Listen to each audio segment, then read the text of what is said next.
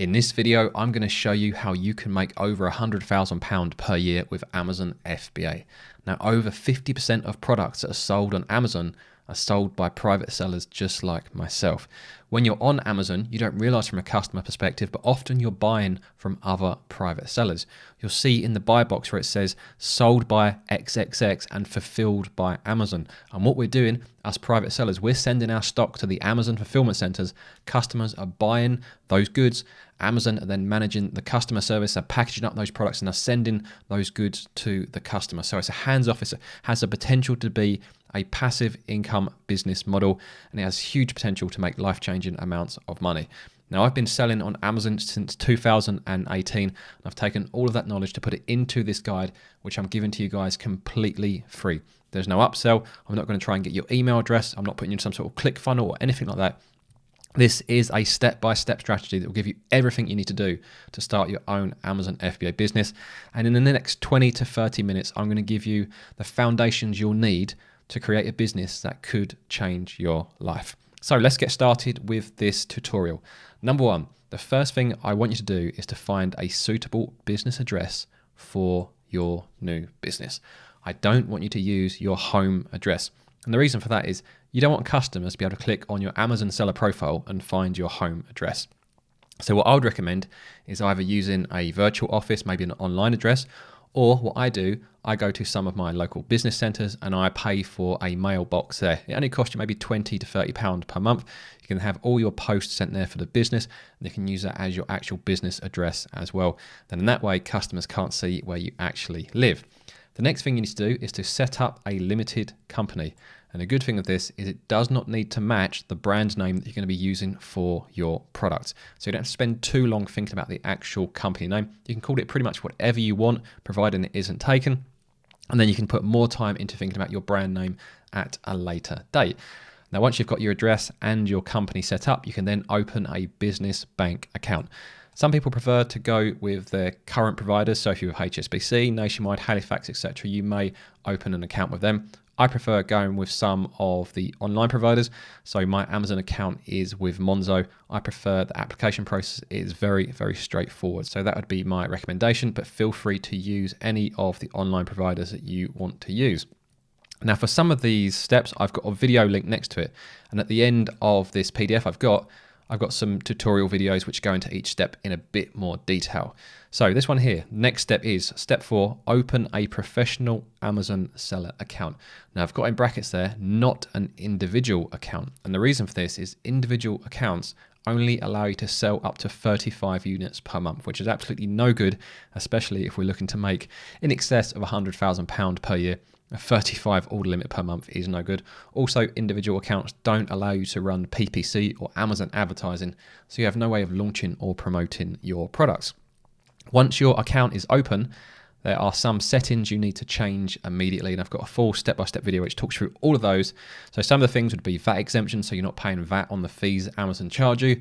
You're enabling automatic business invoicing, and you're setting up your disposal settings as well. So what happens to your returns that come back to Amazon. Plus there's lots of other settings, so make sure you check out that video. Now once that's done, you're ready to start looking for your first product. And I've got a video for this again, which I'll actually link to this exact video at the end of this video. It's super important. I'll show you the full process that I use to find products for my own business. So I've put in some general guidelines here because this is based on, we want to aim for £100,000 per year. So this whole strategy is based on launching 5 products over the period that you're looking at. So your first product, you want to aim for a £5,000 monthly revenue, and this can be achieved many different ways. So I've put an example here. You could do 200 sales at £25 per month, or maybe you do 100 sales at £50 per month. But realistically, you're probably looking somewhere between 200 to 300 sales per month, and a price point somewhere between £20 to £30. I wouldn't recommend looking at any products below £20. As due to the amount of fees that Amazon take and also the amount you have to spend on Amazon advertising, you're going to struggle to make a profit. So as a minimum, look for products that are valued or are going to sell for at least £20. Now, once you've found a product of interest, we move on to the next step, which is contacting potential suppliers via Alibaba. And some of the things you're going to be getting from those suppliers are actual unit cost, how much you're going to be paying for those goods. any MOQ or minimum order requirements. So some suppliers won't sell you less than, say, for example, 200 units or 500 units. So you have to have that discussion with the suppliers. Any customizations you want to make, so to make sure your product stands out against the existing listings that you're going to be competing with, and approximate lead times as well. So you know how long it's going to take to get your product manufactured, shipped to the UK and stuff like that. Once you have that information, you can then check profitability. And this is something I recommend you do multiple times throughout this process. Constantly check your profitability. Don't try and force a product to work if the margins are looking a bit thin. So always be checking your profitability. You want to aim for at least a 30% profit margin and an ROI of at least 80%. So ROI is return on investment. So for every £10 you invest, you want to get back your original £10 plus at least £8 on top of that as well. So 30% margin and 80% ROI. On to the next step, which is product development and differentiation. As I just mentioned, how is your product going to stand out against the existing products in that niche? You need to visually stand out in the search results. So when some customer comes onto Amazon and search for your product and you appear in the search results next to hundreds of other listings, how are you visually going to draw the eye so a customer clicks onto your listing? That's what I want you to think about. And there's also going to be a video linked at the end of this PDF that shows you some of the things you can consider for product development and differentiation. Now, once you've thought about all of those things, I want you to order some samples. But instead of going onto Alibaba and paying the best part of probably $100 per sample, as that is generally what you'll be looking at, I want you to buy some competitor products from your local Amazon marketplace. So if you're in the UK, order from Amazon UK. And the good thing of this is you'll get those products usually next day. It's going to cost you a lot less money. And many of the products that are being sold on Amazon haven't actually been customized anyway. So it's how they're going to be directly from the supplier. So you can see straight away what you're up against. And by getting those products physically in hand, it will give you more ideas about how you could differentiate and how you could improve that product as well. So that's why I do an additional sample process by ordering from other sellers and not just suppliers. Now, once you've got those products in hand, we're going to know how we're going to want to develop that product, and we can finalize our product specification. And once we've got that information, we can then start to order proper samples from suppliers. So there's no point just going to suppliers and saying, send me some general samples, as you're going to spend a fortune, because shipping to the UK from China is quite expensive, and suppliers usually try and make a bit of money during the sample process as well. So if we've ordered some cheap samples from Amazon UK, we know exactly what we're going to want to order from the suppliers, as we've already tried and tested equivalent products to what we're going to be developing. So that is why we can finalize our product specification before getting the suppliers to send us their samples. We can tell the suppliers exactly what we want. Now, while that's going on, suppliers are going to take probably the best part of a couple of weeks to put together your sample and ship it to the UK. You can then start thinking about things like your brand name, because at this point, you're going to know the types of products that you're going to want to be selling.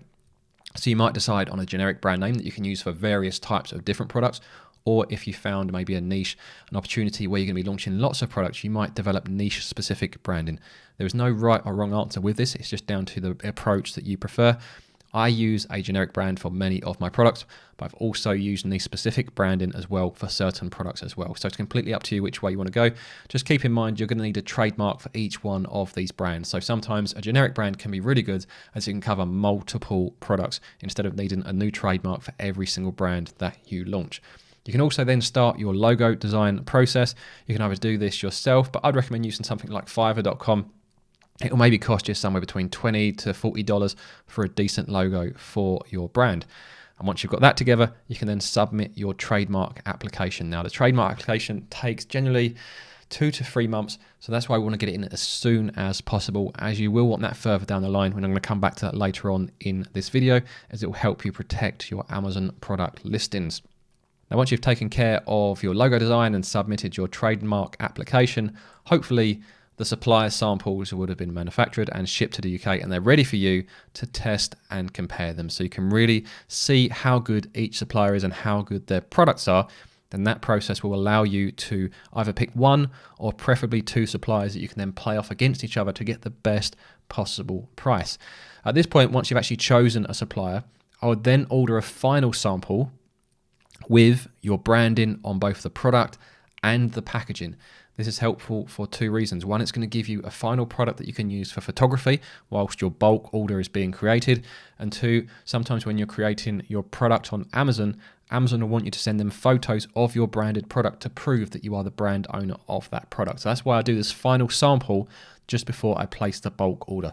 I know it seems like an additional expense paying for that extra sample, but getting a final sample with your branding on both the product and the packaging will be really, really helpful.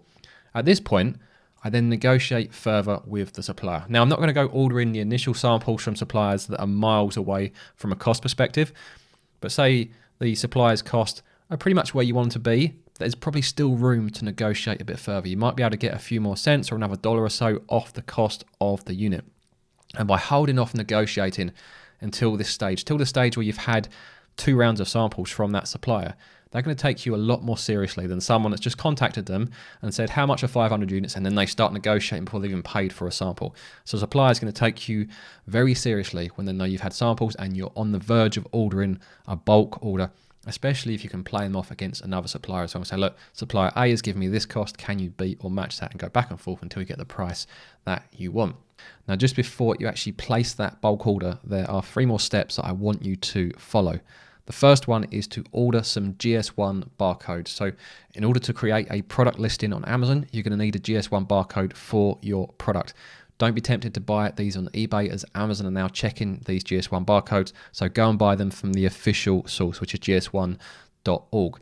The next thing you need to do is some keyword research. This is to make sure you're using the correct keywords when you're creating your listing. So I use Cerebro from Helium 10, and there's a video linked at the end of this PDF which will show you everything you need to know to do your keyword research. And then I want you to create your product listing in a suitable category. And the reason I've highlighted that is if you create the product in the wrong category, it can be quite tricky to change that category at a later date. So make sure you get that right. And again, I use Scribbles from Helium 10, as that ensures I use all of the keywords I found using Cerebro when I'm creating my listing. And the reason why I want you to do those things first, before you place your bulk order, is sometimes there are restrictions when creating a listing on Amazon. And what you don't want to do is place a bulk order and then try and create your listing and find there's some sort of restriction on that product and you can't actually sell it. By doing this first, it does reduce the chance that there are going to be any issues. You've already created that bare bone listing on Amazon, and then you can place your bulk order safely knowing that you've reduced the chance of any issues as much as possible. Now, when you create your bulk order, there are a couple of things to consider. The first thing, you want to order 3 months of inventory, and that is because the worst thing you can do on Amazon is go out of stock. You don't want to spend all this money launching your product, getting really high up in the ranks so customers can find you, because if you go out of stock, you're going to lose what's called that sales velocity and you'll fall back down the ranks and you're going to have to relaunch that product when the next batch of inventory arrives. So by ordering 3 months of inventory, it'll give you a couple of weeks at the start to see how things are selling, and if they're selling well, you can order that second batch and hopefully get it there before that first batch runs out. So I always order at least 3 months worth of inventory whenever I order any new product, unless it's a very small and light product that you can fly in instead of sea shipping, as your overall lead times are going to be a lot shorter. Also at this point, I want you to create a contract. So outline everything that you've agreed with your supplier, whether this has been something you've discussed on Alibaba or if it's something they've discussed with you over a WhatsApp message. Everything you've agreed, every single detail you can think of needs to go into this specification. If you give a supplier a chance to cut a corner because you haven't said the right material, the right size, the right color, the right weight, the right thickness, whatever it is, there's a chance they will cut that corner.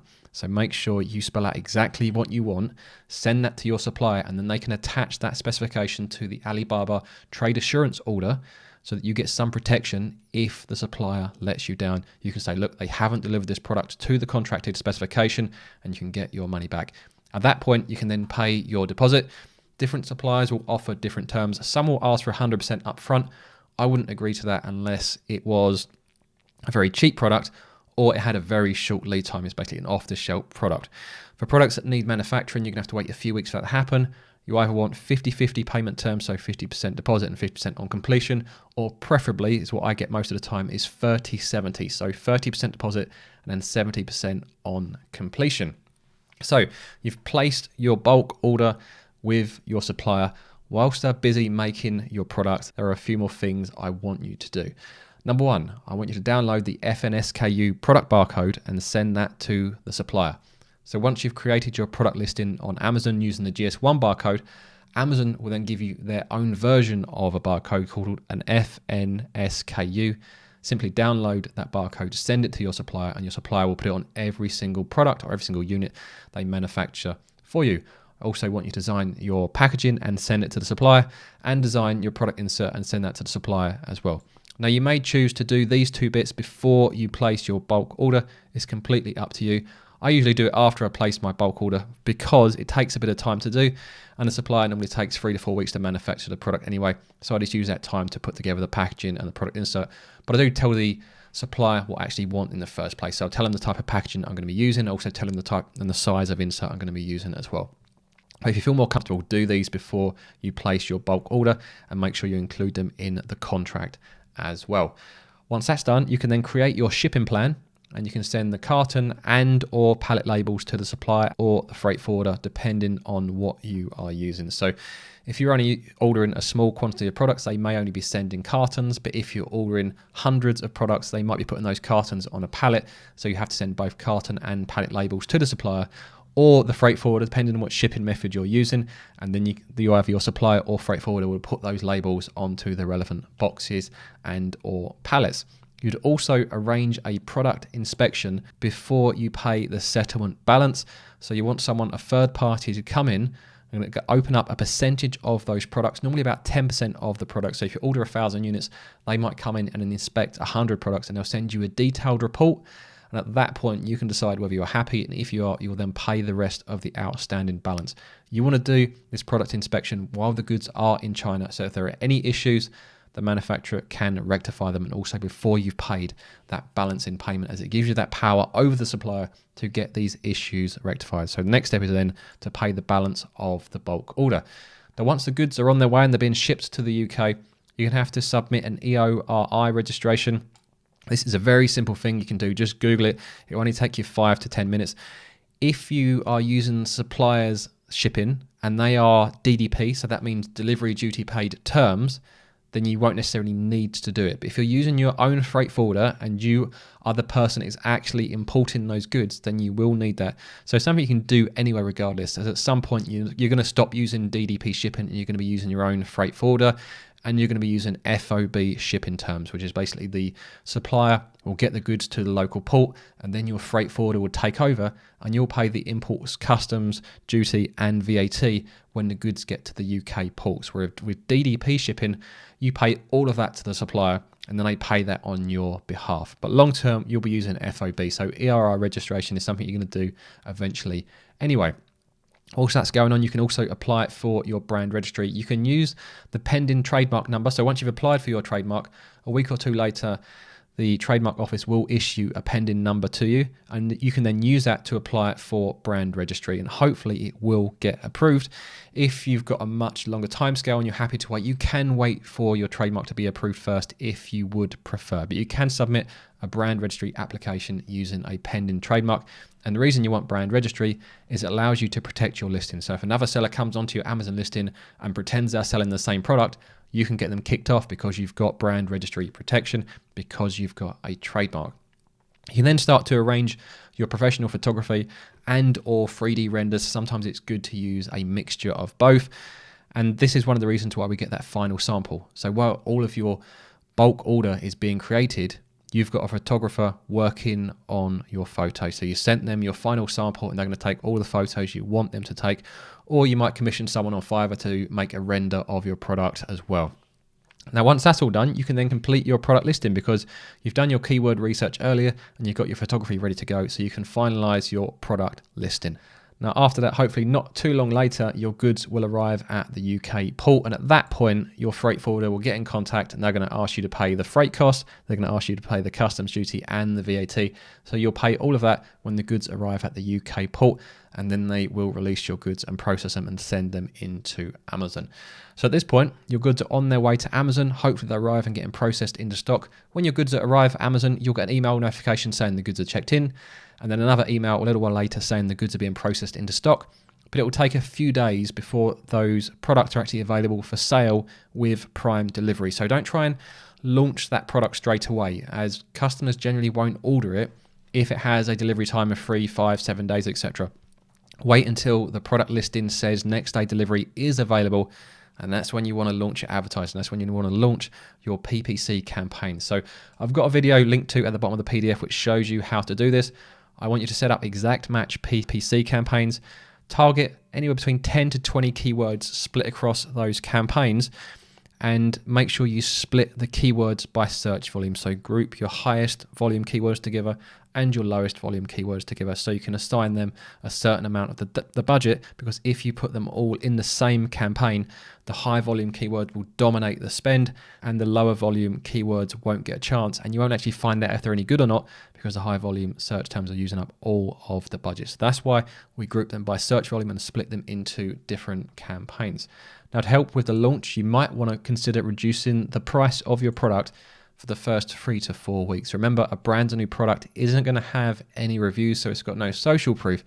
So you need to encourage buyers to buy your product, and sometimes having a slightly lower price point will give you the edge over the existing listings. So sometimes it's easier to launch at a slightly lower price, get your ranks right to the top of Amazon, and then later on you can start to increase the price. So you have almost a loss leading period where you're spending money on PPC and you're selling at a lower price, but your ranks are improving all the time, and this is what we call it, the launch period. Now, I'd say budget £5 of PPC per sale. So if you wanted to sell, say, 200 units per month, that's 6 to 7 sales per day, so somewhere between £30 to £35. Now, this will vary depending on the product and on the niche, on how much competition there is. In some niches, you might not have to spend £5 per sale. In some niches, it might be £10, £15 per sale. So you have to adjust on the fly. It's impossible to know exactly how much you're going to need to spend on PPC until you start selling. So I say start at £5 and go up and down accordingly, depending on whether you're hitting your sales velocity goals or not. Now, once you've had a few sales come in by PPC, don't do this straight away. Wait until you've had a few sales. You don't want to do this with your first order. Arrange for your first 5-star review. So reach out to someone who hasn't got a direct connection to you and ask them if they'll buy your product and leave you a 5-star review. Now, ideally, if they can leave a couple of photos, that would be really good, as well, as usually reviews with photos get voted the most helpful, and they're the ones that will appear at the top of the reviews when a customer clicks on it. And the reason I don't want you to do it straight away is Amazon can easily detect if your first order has a review. That looks a bit suspect, doesn't it? So if you get a few sales first via PPC, and maybe it's your 5th sale or your 10th sale, a customer leaves a review, it looks a lot less suspicious to the Amazon bots, the Amazon algorithm that is trying to catch out these fake or manipulated reviews.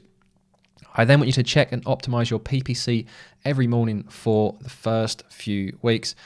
The PPC data doesn't generally appear until the next morning, so don't try and make same-day optimizations. And sometimes it can take up to 2 weeks for all of the conversion data to filter through into the report. But generally, the next morning should be okay for making optimizations based on the previous day's data. Now, throughout the launch period, you need to be tracking your organic ranks so you can see how well your product is performing in the search results. I use the keyword tracker from Helium 10, and it shows me exactly how my product is performing so that I can decide whether to increase or decrease my PPC, and also which keywords I want to continue to target or maybe decide to pause. Now, once you've made the progress you wanted to with your launch, you're getting sales at the velocity that you want, maybe 6-7 units per day. You may want to then consider slowly increasing your price, and by slowly I mean maybe £1 every 3 to 5 days. Don't do £1 every day, as it takes quite a few days for the ranks to respond. So £1 every 3 to 5 days and see how things go. Then once you've found the correct price point for your product and you're happy at that price point, if sales are still strong, you may want to then consider slowly reducing your PPC. Now, it's very likely you're going to have to run PPC long term, but hopefully you'll be able to run it less aggressively after that initial launch period, so that your product becomes that bit more profitable.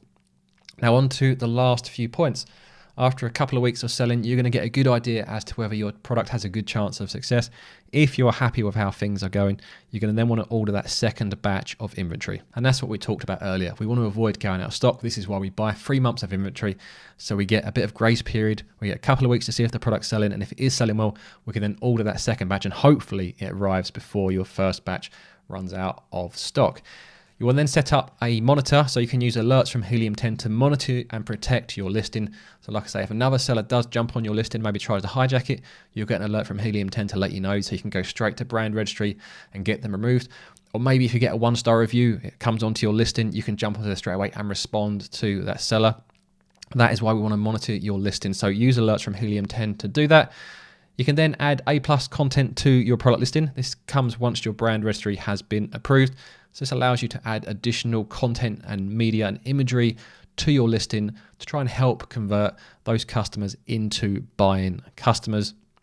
And the final couple of steps, purchase business insurance. So once you actually start selling, you're going to want business insurance to protect you. Somehow, if a customer finds a way to hurt themselves or someone else with your product, you're going to want business insurance in place to protect yourself. And you're also going to need to find yourself an Amazon accountant as well to help you with your accounts for your limited company. Then finally, repeat this 5 times. If you chose the example product that I mentioned at the top, which is a product selling for around £5,000 of revenue per month, that will give you £20,000 of profit per year per product. So repeat that 5 times and that will give you £100,000 per year. So you can use this tutorial, all 45 of these steps, follow this, and this will give you a great chance of having a successful Amazon FBA business that could potentially change your life. Now, at the end of this PDF, I've got some resources that you guys can use. So we've got a link to Helium 10 and some discount codes. So use Helium 10 for your keyword research, use Helium 10 for your listing optimizations, for monitoring your listing, all of those things. Super powerful tool. So you can get 10% off every month with FBA Elite 10, or you can save 20% for 6 months with FBA Elite 20, or use either code and choose the annual plan and it will save you 25% off for the year. So that's the most cost-effective way to buy it. We've got a link to the full FBA Elite course, which is basically this tutorial, adding a lot more detail to every single step. We've got a link to the FBA Elite forums, which are completely free. We've got over 4,000 members on there. So if you've got any general Amazon questions, go onto the forums, create an account on there. You can post them there. And we've got a link to subscribing to FBA Elite. So if you're not subscribed to the YouTube channel already, make sure you scroll down, hit the subscribe button, and I'd appreciate it, hit the like button as well after putting this together for you guys. If you've got any inquiries around the course itself or mentorship from me, you can email me on this address.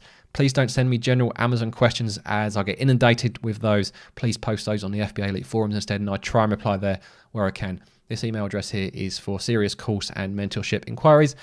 And at the very bottom, we've got a link to a number of the videos that we highlighted earlier on in this step-by-step tutorial. So anywhere you saw this blue play icon shows that there will be a link to a video at the end of this PDF.